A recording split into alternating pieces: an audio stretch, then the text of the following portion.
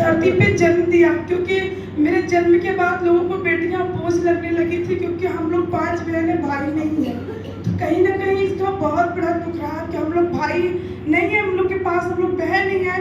तो मैं हुई, मेरी बात, मेरी फिर छोटी सिस्टर है, हम लोग 5 बहनें हैं। तो कहीं ना कहीं माता पिता को बहुत चीज़ों का सामना करना पड़ा, लेकिन आज गौरवान्वित फील होता है कि नहीं, हम बहनें जैसे हैं वैसे आगे बढ़ रहे हैं। और ऐसे माता पिता को प्राउड हो कि हमें 5 नहीं 50 बेटियां हो तो भी कोई दिक्कत नहीं है।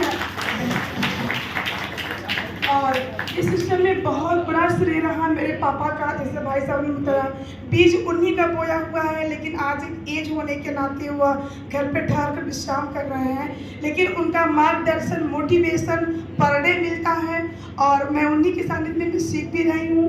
उसके बाद कहते हैं किसी का साया हटता तो किसी का साया मिलता है। उसके बाद हमारे आदरणीय गुरु श्री दिनेश कुमार मौर्य जी के लिए मैं चाहूँगी एक ज़बरदस्त ताली हो, क्योंकि इन्होंने भी मुझे हर पल मार्गदर्शन किया, हर पल मार्गदर्शन किया। और पूजा मैडम ने भी मेरे को मार्गदर्शन किया। रिश्ते हम लोग के चाहे कुछ भी हो, एक अलग चीज़ है, बट एक अपलाइन डाउनलाइन, एक सीनियर जूनियर का रिश्ता है। जाहिर सी बात है कि उनका इस क्षेत्र में रहा है, क्योंकि उन्होंने एक बड़ा लेवल अचीवमेंट किया है।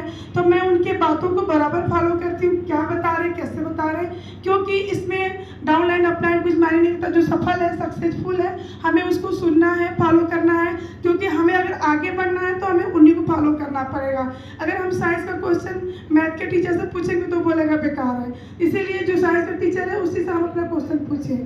कहने का मतलब ये सिस्टम है जो इसमें अपना दिमाग एकदम नहीं लगाना है।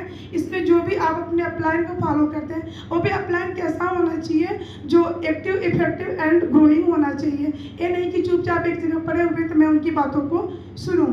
और जहाँ तक रही सिस्टम की बात, तो कहीं ना कहीं कुछ न कुछ करने की चाहत थी। मैं अपनों को जीवन परिचय बता दूँ, छोटेपन से ही मैं हाई स्कूल में थी, तभी से ट्यूशन पढ़ाने का शौक बहुत था। मतलब था चाहत कि एक अपनी पहचान हो, मुझे लोग जाने। तो मुझे मैडम कहलाने का बड़ा शौक था, इसलिए मैं छोटे बच्चों को ट्यूशन पढ़ाती थी, क्योंकि बच्चा मुझे मैडम में मुझे बड़ी खुशी होती थी। बट आज वो सपना मेरा पूरा हुआ कि बस बच्चे ही नहीं, पूरा हिंदुस्तान मैडम कहता है। तो एक बहुत बड़ी पावर इस सिस्टम की देन है। और ट्यूशन पढ़ाने के बाद फिर हाल घर के हालात स्थिति बहुत अच्छे नहीं, जैसे मैंने बताया हम लोग 5 बहन हैं, तो उतना बढ़िया स्थिति नहीं था। उसके बाद मैंने ब्यूटिशियन का कोर्स किया, क्योंकि कुछ ना कुछ करने की चाहत थी कि मैं लोगों में प्रमुख रहूं, मैं भीड़ में ना हूँ, मैं लोगों में प्रमुख रहूं। तो ब्यूटिशियन मैंने चलाया, पार्लर मैंने चलाया, आज भी पार्ट टाइम मैं पार्लर देखती हूँ। उसके बाद फिर उससे भी नहीं समझ में आया, तो घर में जो हालात स्थिति रहे बहुत अच्छे नहीं रहे।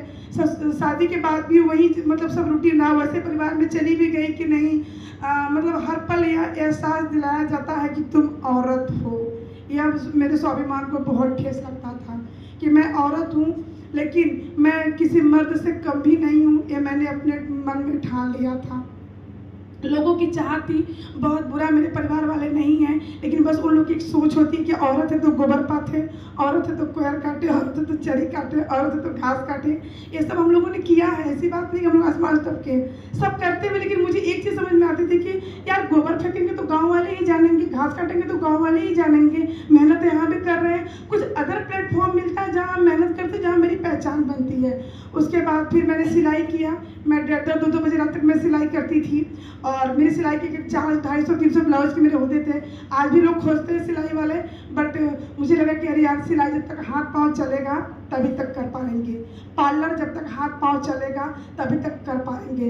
या बाल काटते काटते अगर मेरा हाथ कैंची से कट गया तो मैं पार्लर को मैं आगे नहीं बढ़ा पाऊंगी। लेकिन नेटवर्क मार्केटिंग में एक मुझे समझ में आया कि अरे यार इसमें तो मतलब नेक्स्ट जनरेशन के लिए भी सिक्योरिटी है। अगर खुदा न करे आज मैं रॉयल्टी के लेवल पे चली है, मुझे कुछ कल को हो जाता है, तो यहाँ प्लस पॉइंट ये है कि इसे किसी जॉब के लिए ढूंढना नहीं पड़ेगा, मेरी रॉयल्टी की इनकम इससे मिलना शुरू हो जाएगी। तो ये सबसे बड़ी पावर जो है यह नेटवर्क मार्केटिंग का देन है, अपने RCM का देन है।